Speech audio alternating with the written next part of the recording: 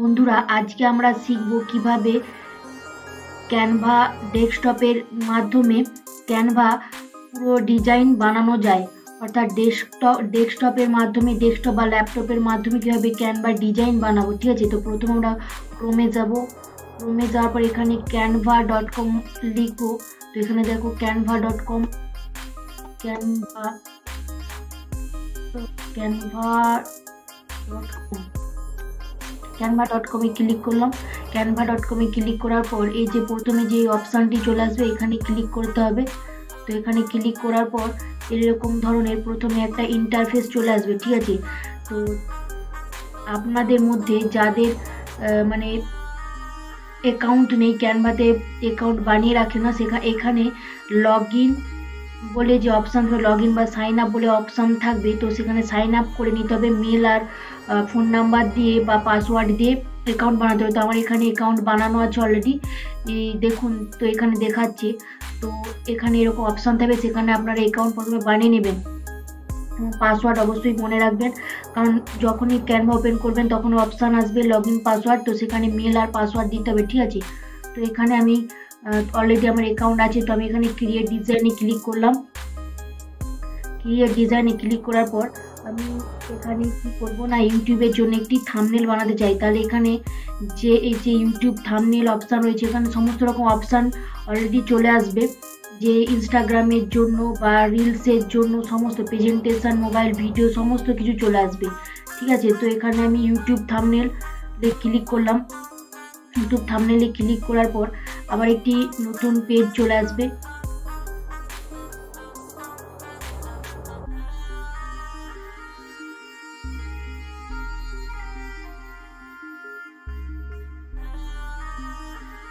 এরকম ধরনের একটি পেজ চলে আসবে। যারা ব্ল্যাঙ্ক পেজ নিতে চান তারা ব্ল্যাঙ্ক করতে পারেন, বা এখানে অনেক ধরনের ড্যাশবোর্ডে অনেক রকমের থাম্বনেল শো করবে। ঠিক আছে, তো এই যে এরকম ধরনের থাম্বনেল শো করবে।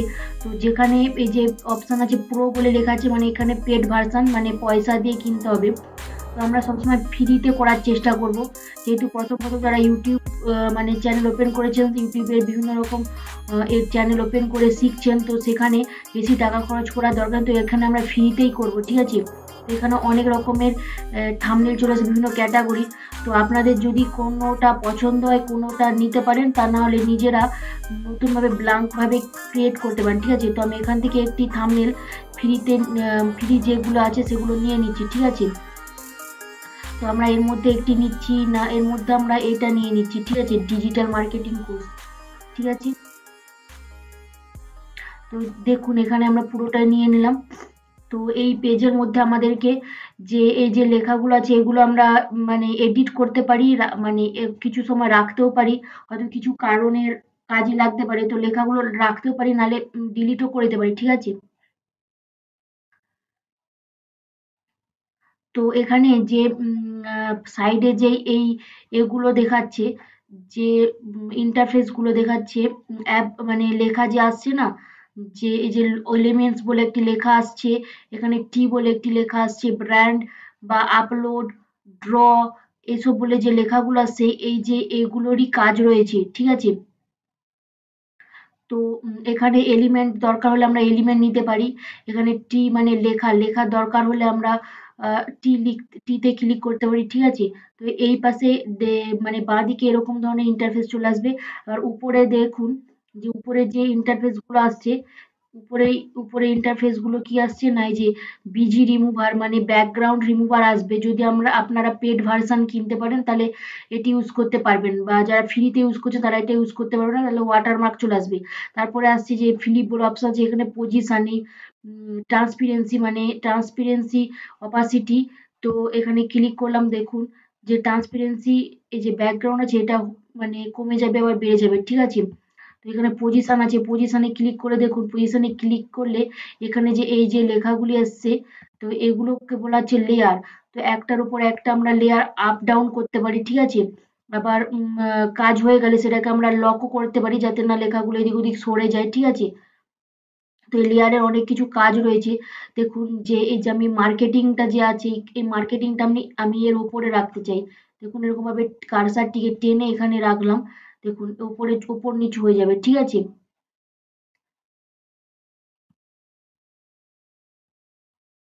আমরা ব্যাকে আসবো, এই দেখুন মার্কেটিং আছে, এরপর নিচে আছে কোর্স বা ডিজিটাল, এসব চলে আসছে, ঠিক আছে। তো পজিশনে আবার ক্লিক করলাম, ক্লিক করার পর যে লেয়ারটি আছে, তো প্রথমে মার্কেটিং এ গিয়ে দেখতে হবে যে মার্কেটিং অপশনটি লক করা আছে কিনা। তো এখানে মার্কেটিং অপশনটি আপাতত লক করা নেই, তো আনলকই রয়েছে, ঠিক আছে। যদি লক করা থাকে তাহলে লেখাটিকে আমরা এদিক ওদিক কোথাও সরাতে পারবো না, ঠিক আছে। দেখুন লক করলে এখানে লক অপশন চলে আসবে, তো এটাকে আবার এখানে ক্লিক করব, করে এখানে আনলক করতে হবে।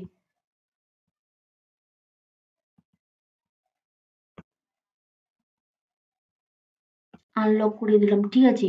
তো এখানে কোনো লেয়ারটাই লক করা নেই, তো সবগুলো আনলক করা আছে, তো ঠিক আছে। আচ্ছা, এরপরে দেখছি যে আমরা যে লেখা আছে এখানে 5 আছে, লেখাটিকে এডিট করার জন্য এখানে ডবল ক্লিক করতে হবে। ডবল ক্লিক করার পর দেখুন এখানে এই ব্লু কালার হয়ে যাবে, তো এর উপর আমরা লিখতে পারি, এটা 5 ফ্রি আছে, আমরা এখানে 6 লিখতে পারি, 6 ফ্রি, ঠিক আছে। এটা হলো। আচ্ছা, এটা যদি আমরা আমরা যদি নিজের থেকে টেক্সট নিতে চাই তাহলে এটাকে আমরা ক্লিক করলাম, এবার ডিলিট অপশন আছে, ডিলিট করে দিলাম। তো আমরা এখানে ক্লিক করব, টিতে ক্লিক করার পর এখানে অ্যাড হেডিং এখানে সিলেক্ট করে, এবার এখানে আমাদের যেটি ইচ্ছে সেটিতে ইউটিউব লিখলাম, ইউটিউবই, ঠিক আছে। তো এইখানে ইউটিউব লেখাটি চলে আসছে, তো এটাকে আমরা উপরে নিয়ে যেতে হবে, তো এখানে এই অপশানে সিলেক্ট করে আস্তে আস্তে এখানে নিয়ে যাব। তো আচ্ছা, লেখাটাকে কালার চেঞ্জ করতে হবে, তো এখানে ক্লিক করলাম, এখানে এই যে এতে যে কালার আছে টেক্সট কালার, এই টেক্সটে ক্লিক করলাম, করার পর এখানে লাল যে আছে দেখুন, লালটা নিয়ে নিলাম। তো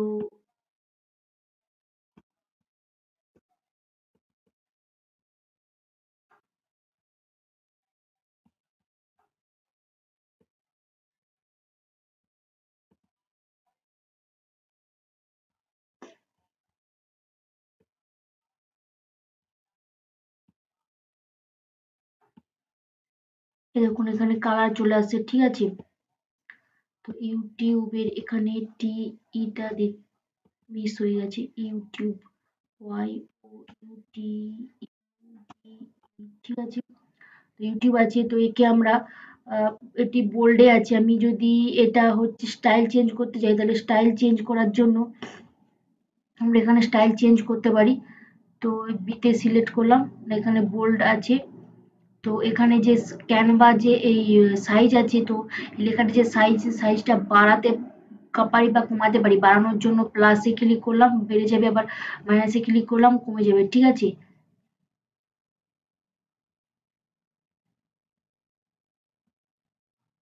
এখানে ক্লিক করলাম যে ক্যানভাস সেন্স বলে যা আছে, এরপর এখানে বিভিন্ন রকম স্টাইল আছে, তো আপনাদের যেটা ভালো লাগবে সেরকম স্টাইল করে এটা দিতে পারি। তো আমি এখানে এই স্টাইলটা নিলাম, এই স্টাইলটা নেওয়ার পর দেখুন লেখাটা স্টাইল পাল্টে গেল, আবার এটা নিলাম, এটা নেওয়ার পর লেখাটা আবার পাল্টে গেল, ঠিক আছে। এভাবে আমরা স্টাইল চেঞ্জ করতে পারি। তো এখানে টেক্সটের এই টেক্সট যে অপশন রয়েছে টেক্সটের কাজটা শিখে নিলেন, ঠিক আছে। তো টেক্সটের কাজটা দেখিয়ে দিলাম। এরপর আসছি যে ডিজিটাল, যে ডিজিটাল মার্কেটিং যে অপশন আছে এর পেছনে দেখুন একটি যেন রেক্টেঙ্গুলার টাইপের খানিকটা হেলানো টাইপের একটি কেন সিম্বল দেখা যাচ্ছে না, তো এটা হচ্ছে এলিমেন্ট। তো এলিমেন্ট আমরা পাবো কোথায়, না এখানে এই এলিমেন্ট অপশন আছে, তো এখানে এলিমেন্টে ক্লিক করলাম। দেখুন এলিমেন্টে ক্লিক করার পর এখানে বিভিন্ন রকম এলিমেন্ট চলে আসবে, অ্যারো, ফ্রেম, লাইন, সার্কেল।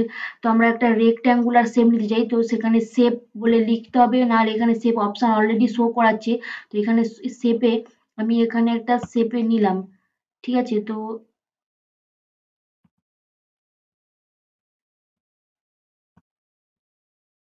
এখানে শেপটা চলে আসলো, ঠিক আছে। তো শেপটাকে, এটা রেড কালার আছে, আমি এটাকে হোয়াইট কালার করতে চাই, তো শেপে যে এখানে যে কালার অপশন দেখাচ্ছে না, এই কালারে ক্লিক করলাম, করার পর একে আমরা হোয়াইট করতে চাই। তো হোয়াইট করার জন্য এই যে গোল এটা আছে না, সিম্বলটা আছে, একে আস্তে আস্তে কারসার দিয়ে এখানে হোয়াইট করে নিতে হবে, ঠিক আছে। দেখুন এখানে হোয়াইট হয়ে গেছে। তো এটা আস্তে আস্তে আমরা একটু এই যে সাইড আছে কর্নারে যে অপশন আছে কার্সার দেখা যাচ্ছে না, এখানে এটাকে বাড়ানো কমানো যাবে, ঠিক আছে। তো আমরা এখানে একটু বাড়িয়ে নিলাম, এখান থেকে একটু ছোট করে নিলাম, দিয়ে এটাকে আমরা ডবল ক্লিক করলাম, করার পর এর উপরে রেখে দিলাম, ঠিক আছে।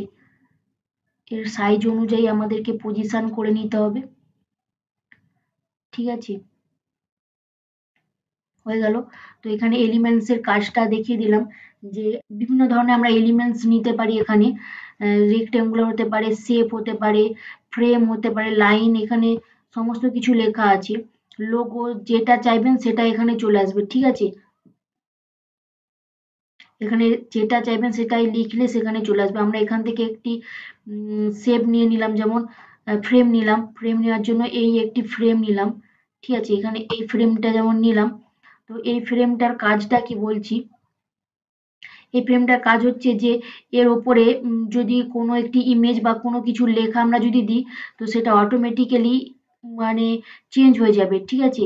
তো আমি এখান থেকে একটি নিয়েছি, আপলোডে গেলাম।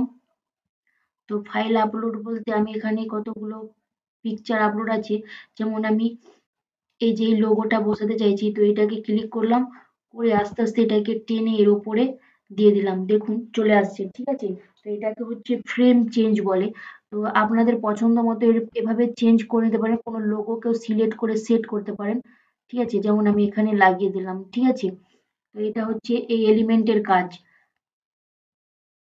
এরপরে এই পিকচারটিতে আমি ক্লিক করলাম, পিকচারটিতে ক্লিক করার পর আমরা পিকচারটিকে এভাবে ওঠানো নামানো করতে পারি, বা এই পিকচারকে ডিলিট করে আমরা নিজেদেরও পিকচার লাগাতে পারি।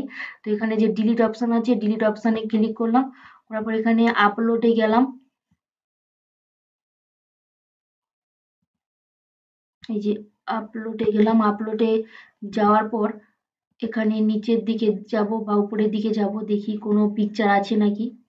যেমন এই পিকচারটা আছে, তো এই পিকচারটা আমি বসাতে চাই, তো এতে ক্লিক করলাম, ডবল ক্লিক করার পর এখানে চলে আসলো, ঠিক আছে। দেখুন চলে আসলো। এভাবে নিজেদের পিকচার আমরা সেট করতে পারি। তবে এই পিকচারে যে পিছনে ব্যাকগ্রাউন্ড আছে এটি রিমুভ করার জন্য আমরা এই যে বিজি রিমুভার ব্যবহার করতে পারি, কিন্তু তার জন্য আমাদেরকে পেমেন্ট করতে হবে, পেড ভার্সন নিতে হবে, ঠিক আছে। তবে আমরা ব্যাকগ্রাউন্ড চেঞ্জ করতে পারবো, আমাদের পছন্দ মতো পিকচার রাখতে পারবো, ঠিক আছে। তো পুরো ডেস্কটপে পুরো কাজগুলো আমি বলে দিলাম যে কোনটা কিভাবে কাজ করবেন, পুরোটা প্র্যাকটিস করবেন আপনারা নিজেদের মতো করে। নিজেদের মতো করে যতবার প্র্যাকটিস করবেন তত দেখবেন যে আপনারা অনেক কিছু শিখছেন। এই যে এই পাশের যে বাঁদিকে যে অপশন রয়েছে এগুলোরই কাজ রয়েছে, আর এই ওপরে যে হেডিং এর যে অপশন রয়েছে এগুলোর কাজ রয়েছে, ঠিক আছে। এর বাইরে আর কোনো কাজ নেই।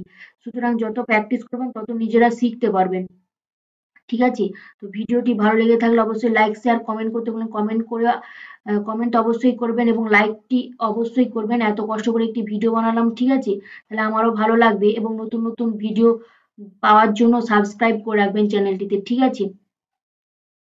তো এরপর আমরা সেভ করে নেবো। এখানে যে যে সেভ অপশন রয়েছে, এই যে শেয়ার অপশন যে অপশন রয়েছে, শেয়ার অপশনে যাব। তো শেয়ার অপশনে যাওয়ার পর আমরা এখানে ডাউনলোডে যাব। তো ডাউনলোডে যাওয়ার পর এটা পিএনজি ফরম্যাটেও করতে পারি বা জেপিজি ফরম্যাটেও করতে পারি। আমি জেপিজি ফরম্যাটে করলাম। তো এখানে ডাউনলোড আছে, ডাউনলোড করে নিলাম, ঠিক আছে। ডাউনলোড করার পর দেখবেন যে এই যে পুরোটা ফিল আপ হয়ে গেছে এবং আপনার যে ফাইল আছে ফাইলের ভেতরে চলে যাবে, ঠিক আছে।